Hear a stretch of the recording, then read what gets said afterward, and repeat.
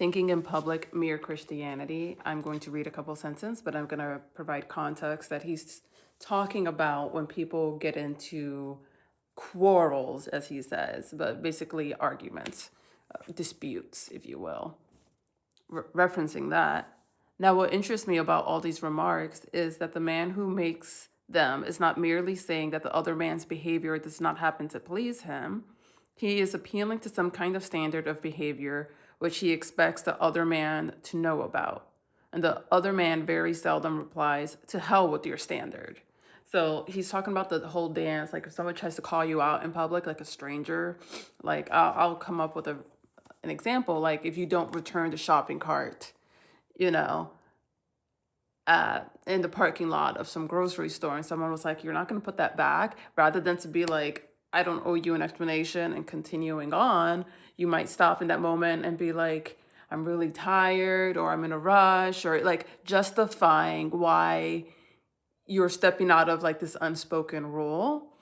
And he's like just really zeroing in that that only works if there is some agreed upon rule that we're all working off of, whether explicitly stated and known or not. And he makes the comparison for football, like you can't commit a foul unless there was some agreement about the rules of football that defined a foul, and like the consequences of fouling. I thought that was interesting. Still talking. A big part of why I find that interesting is the fact that he does point out that people seldom say, "To hell with your standard," excuse me, because I think sometimes people forget that that is an option. I feel like people forget that we're not Sims characters. Like at work once, there was a coworker who she was done for the day, but the supervisor kept giving her tasks, and she was like, "I've been here past my shift.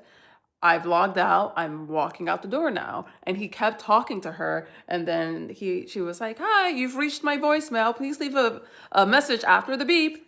Beep." Like she literally said this to him.